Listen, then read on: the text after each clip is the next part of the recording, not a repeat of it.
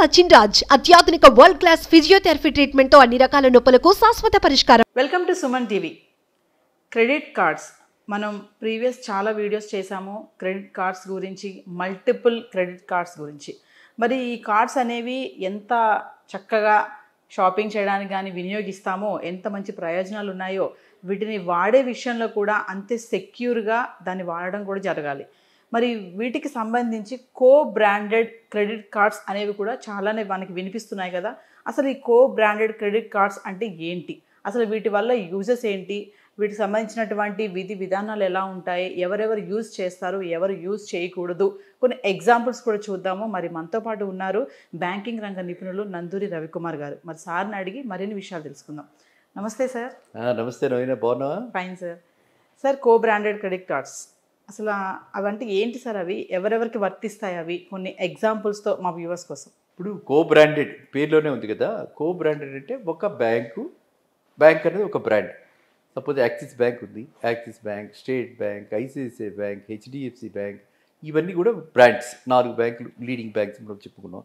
ఈ బ్రాండ్స్ ఇంకో బ్రాండ్ తోటి ఇంకొక top players, HPCL, BPCL, IOC, petrol, మనం ప్రతినిత్యం వాడేది పెట్రోల్, అలాగే షాపర్ స్టాపు, లేకపోతే మనకి ఏవైతే షాప్స్ ఉన్నాయో రిలయన్స్, ఇలాంటి వాటన్నిటితో కూడా కో బ్రాండెడ్ వీళ్ళిద్దరూ కలిసి ఒక కార్డు తీస్తారనమాట. అంటే బ్యాంకింగ్ ఏమిటంటే ఆల్రెడీ మనం రిలయన్స్కి లోన్ ఇచ్చి ఉంటాం. సో రిలయన్స్ వాళ్ళు మన కస్టమర్స్, షాపర్ స్టాప్స్ వాళ్ళ ప్యాంట్లు వాళ్ళకి లోన్ ఇచ్చి ఉంటాం, వాళ్ళు మన కస్టమర్స్. కాబట్టి వాళ్ళకి కో బ్రాండింగ్ తోటి ఏమిటంటే వాళ్ళ ప్రోడక్ట్ని ప్రమోట్ చేసిన వాళ్ళు అవుతాం. అందువల్ల ఏంటంటే ఇలాంటివి మనకి లాస్ట్ 5-6 ఇయర్స్ నుంచి కూడా చాలా ఇలాంటి కార్డ్స్ మార్కెట్లో వస్తున్నాయి. అది మార్పులు కూడా చేర్పులు కూడా జరుగుతున్నాయి. అంటే ఒక్కొక్కరితో ఒక్కొక్క రకమైనటువంటి బ్రాండింగ్ తోటి వాళ్ళు కో బ్రాండింగ్ ఇద్దరితో చేస్తున్నారు. కార్పొరేట్స్ ఇప్పుడు ఏంటంటే ఇదివరకు లాగా రిటైల్ రెవల్యూషన్ ఉంది కంట్రీలో ఇట్స్ ఫాస్ట్ గ్రోయింగ్ ఇండియా.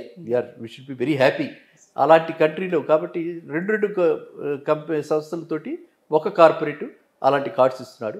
ఈ కార్డ్స్ వాడటంలో పర్టికులర్లీ ఈ కార్డ్స్ వాడటంలో మామూలు కార్డ్స్ వాడినప్పుడు 100 రూపీస్కి 1 పాయింట్ రివార్డ్ పాయింట్ వస్తే, ఇలాంటి కార్డ్స్ వాడినప్పుడు 100 రూపీస్కి 2 పాయింట్స్ వచ్చేవి. ఓకే, అలా 200 రూపీస్కి 5 పాయింట్స్ వచ్చేవి. అంటే అలా 10,000 రూపీస్కి క్యాష్ బ్యాక్స్ వచ్చేవి. అలా వేరియస్ ఫెస్టివల్ సీజన్లో క్యాష్ బ్యాక్ ఇస్తారు. ఫెస్టివల్ సీజన్లో ఎడిషనల్గా ఒక 5% ఇస్తారు డిస్కౌంట్. సో మన గతంలో ఒకసారి చెప్పుకున్నప్పుడు క్రెడిట్ కార్డ్స్ గురించి చెప్పుకున్నప్పుడు ఎవరుకున్న సంవత్సరానికి సరిపడా ఒకేసారి కొన్న వాళ్ళు కూడా ఉంటారండి అనుకున్నాం.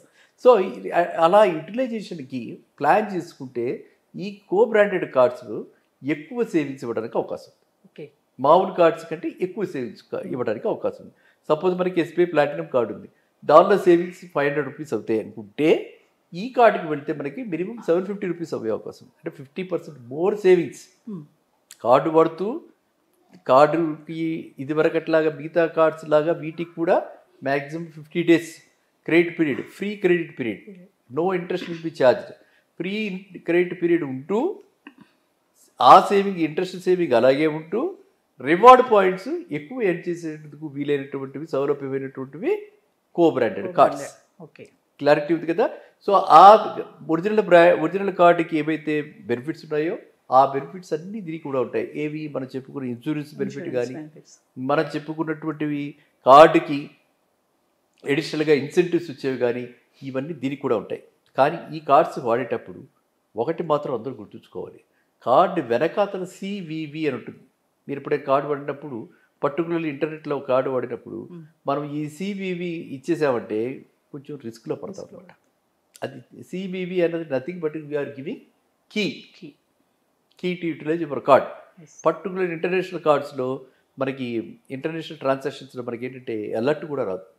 ట్రాన్సాక్షన్ అలర్ట్ అని వస్తుంది. ట్రాన్సాక్షన్ అలర్ట్ వస్తే అయ్యో ఇది నేను చేయలేదే అని చెప్పి మనం వెంటనే చూసుకుంటాం. కార్డు వాడికి మనం రాయొచ్చు, కార్డు వాడికి మనం చేస్తే వాడు వెంటనే దాన్ని స్టాప్ చేస్తారు. అదర్ పేమెంట్ రాకుండా, మన నష్టం కాకుండా మనకి చేస్తారు.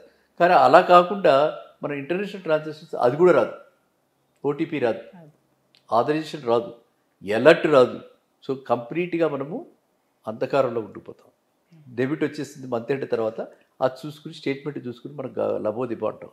అందువల్ల అలాగా ఆన్లైన్ ట్రాన్సాక్షన్స్లో వాడేటప్పుడు మాత్రం చాలా జాగ్రత్తలు వహించాలి. సో కో బ్రాండెడ్ కార్డ్స్ తోటి డబల్ బొరాంజా అడ్వాంటేజెస్ ఈ రకంగా ప్రతి వాళ్ళు కూడా ఇన్కార్పొరేట్ చేసి ఇస్తున్నారు. దీనివల్ల ఏంటి లాయల్టీ పెరుగుతుంది, బ్రాండ్ లాయల్టీ. మ్మ్. మనం చెప్పుకున్నాం ఏంటి, ఇప్పుడు అందరూ కూడా ట్రాన్సాక్షన్ బేస్డ్గా చేస్తున్నారు, ఎక్కడ తక్కువైతే అక్కడ. అవును. పాతకాలంలో ఏంటంటే ఇది కలిసి వచ్చింది, సెంటిమెంట్స్. మీరు కూడా ఏదో నా ఫస్ట్ అకౌంటే మీరు ఎక్కడ ఓపెన్ చేశారు? నాది ఎస్బీఐ సార్, ఫస్ట్ ఎస్బీఐ. కానీ ఇప్పుడు ఐసిఐసిఐ కస్టమర్ అవును. కదా, ఇప్పుడు లాయల్టీ లేనట్టే. Yes. సో చాలా మందికి ఏంటంటే ఆ సెంటిమెంట్ ఉంటుంది. Yes. నేను ఎస్బీఐతో ఉన్నాను, జర్నీ చేశాను, మా తాతగారు ఎస్బీఐలో ఓపెన్ చేయించారు, అలాంటి సెంటిమెంట్ ఫీలింగ్ తోటి చాలామంది కంటిన్యూ అయిపోతుంటారు అనమాట, లాయల్టీ ఉంటుంది. Okay. ఇప్పుడు ఏంటంటే we have become little practical, చాలా ప్రాక్టికల్గా అయిపోయారు జనాలు, రోజు రోజుకి ప్రాక్టికల్గా అయిపోయి ఎక్కడ సర్వీస్ బాగుంటే, ఎక్కడ అడ్వాంటేజెస్గా ఉంటే, ఎక్కడ బెనిఫిట్స్ ఎక్కువగా ఉంటే, బెనిఫిషియరీగా ఉంటే అక్కడికి వెళ్ళిపోతుంది. సో ఇది మానవ సహజం, దీన్ని నేనే తప్పు పట్టట్లేదు మిమ్మల్ని. కానీ ఇదేంటంటే మీరు చేసిందే ఇప్పుడు అందరూ చేస్తున్నారు కాబట్టి అందరూ కూడా ఇలాంటి కో బ్రాండెడ్ కార్డ్స్ మీద ఎక్కువ మొగ్గు చూపిస్తున్నారు. అండ్ ఈ కార్డు ఉండటం వల్ల ఆ షాప్కే వెళ్తున్నారు. అవును.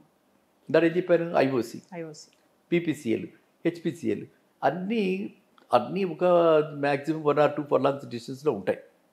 నాకు అది ఉంది కాబట్టి నేను అక్కడికే ఆ బంకుకే వెళ్తా, హెచ్పిసిఎల్ బంక్కి. సో ఇక్కడ ఏంటంటే ప్రతి కన్జ్యూమర్కి కూడా కో బ్రాండెడ్ కార్డు యొక్క బెనిఫిట్స్ ఎలా ఉంటున్నాయి అంటే by way of reward points, by way of special festival offers. మీరు పెట్రోల్ బంక్లో పోయించుకుంటే తెలుస్తుంది, అక్కడ బోర్డు పెడుతుంటారు, ఏమని 1000 రూపీస్ పోయించుకుంటే 2 వీలర్ వాళ్ళకి లాటరీ డిప్ ఏదో ఇస్తాం, అదే 4 వీలర్ వాడికి అయితే 2000 రూపీస్ పోయించుకోవాలి అడ్వాన్స్. అది ఇట్లాంటి ఆఫర్స్ అన్నీ పెట్టి ఎవరికి వాళ్ళు మార్కెట్ షేర్కి, అంటే ఇప్పుడు పోటీతత్వం ఏ లెవెల్లో ఉన్నది అన్నదానికి ఉదాహరణ కో బ్రాండెడ్ కార్డ్స్. ఓకే. కో బ్రాండెడ్ కార్డ్స్ కూడా ఒరిజినల్ కార్డ్స్ ఎలా అయితే పేరెంట్ కార్డ్స్ అనుకుంటే ఆ కార్డ్స్ ఎలా అయితే 500 రూపీసు నో ఫీజు, ఒక్కోసారి లాస్ట్ ఇయర్లో మనం చేసిన ట్రాన్సాక్షన్స్ బట్టి, అంటే లాస్ట్ ఇయర్లో కనుక మనం ఒక 2 lakhs వర్త్ ట్రాన్సాక్షన్స్ కనుక పాత కార్డు వాడి చేస్తే ఈ ఇయర్ నో రెన్యువల్ ఛార్జెస్, అంటే 500 rupees also saved indirectly. So ఆ విధంగా మనకి కో బ్రాండెడ్ కార్డ్స్ ఎన్నో మార్కెట్లోకి వచ్చాయి. ఇప్పుడు అందువల్ల కో బ్రాండెడ్ కార్డ్స్ మీరు ఎప్పుడైనా సరే అవకాశం దొరికితే, అంటే మనం ఆ షాపింగ్కి వెళ్ళినప్పుడు అక్కడ ఇన్స్టెంట్గా వాళ్ళు అడుగుతూ ఉంటారు, మేడం అడిగినప్పుడు అలాంటి దాన్ని మామూలు కార్డ్స్ లాగా అనుకుని నాకు ఆల్రెడీ కార్డు ఉందని చెప్పి బ్రషెస్ సెట్ చేయకుండా అది ఎంటర్టైన్ చేసి వీలైతే తీసుకోండి, ఒక కో బ్రాండెడ్ కార్డు కూడా తీసుకోండి. ఓకే సార్, ఒక క్వశ్చన్ చెప్పండి, ఈ కో బ్రాండెడ్ కార్డ్స్ క్రెడిట్ స్కోర్ మీద ఏమన్నా ఎఫెక్ట్ చూపిస్తుంది అంటారా? సేమ్ థింగ్, నేను గతంలో చెప్పినట్టుగా కో బ్రాండెడ్ కార్డు కూడా ఇచ్చేటప్పుడు వాళ్ళు మన పాన్ కార్డు తీసుకుంటారు. పాన్ కార్డు తీసుకుని మన క్రెడిట్ స్కోర్ బాగుంది అనుకుంటే కో బ్రాండెడ్ కార్డు వస్తుంది. తర్వాత ఈ కో బ్రాండెడ్ కార్డు కూడా సేమ్ రూల్స్ అప్లై. మన డ్యూ డేట్ నాడు కనుక కడితే ఇంట్రెస్ట్ ఏం పడదు, డ్యూ డేట్ మిస్ అయితే మాత్రం ఇంట్రెస్ట్ పడుతుంది. తర్వాత డ్యూ డేట్ నాడు కట్టనందువల్ల ఇది కూడా ట్రాక్ అవుతుంది, సిబిల్ వాళ్ళు దీన్ని కూడా ట్రాక్ చేస్తారు. కాబట్టి మన క్రెడిట్ స్కోరు ఫ్లక్చుయేట్ అవుతుంది, డౌన్ అయిపోతుంది. కాబట్టి ఏ కార్డు తీసుకున్నా మళ్ళీ ఏంటి, నాకు ట్యాగ్ పెట్టావు కదమ్మా, ఫినాన్షియల్ ప్లానింగ్, డిసిప్లైన్గా మనం డ్యూ డేట్ నాడు కట్టాలి. నాకు ఎలా అయిపోయిందంటే మీ ద్వారా జనాలు ఎక్కడికి వెళ్ళినా డిసిప్లైన్ రవికుమార్ అంటున్నారు. బాబు నేను డిసిప్లైన్ రవికుమార్ అని నాకద్దు, మీరంతా డిసిప్లైన్గా ఉండంటే చెప్తున్నారు. అట్లా సార్ ఫైనల్గా ఒక విషయం చెప్పండి, ఈ కో బ్రాండెడ్ క్రెడిట్ కార్డ్స్ అనేది అసలు ఎవరు తీసుకోవచ్చు అంటారు? మనమే కన్జ్యూమర్స్ అందరం. నా దగ్గర 4 కార్డ్స్ ఉన్నాయి, ఒకటే బ్యాంకుతో నేను డీల్ చేస్తా, కానీ 4 కార్డ్స్ ఉన్నాయి. ఈ 4 కార్డ్స్ కూడా co branded add on cards లాగా వాళ్ళు ఇచ్చినటువంటి అనమాట. ఓకే. సో ఆ కో బ్రాండెడ్ కార్డ్స్ ఉన్నాయి కాబట్టి నేను వీలైనంత వరకు మ్యాక్సిమం కో బ్రాండెడ్ కార్డ్స్ని వాడతా. ఓకే. అక్కడ కనుక యాక్సెప్టెన్స్ అంటే అక్కడ కనుక ఏమీ లేదు ఎడిషనల్గా దీనికి అంటే మామూలు కార్డు వాడతాను, లేకపోతే ఈ కార్డే వాడతాను అనమాట. ఓకే.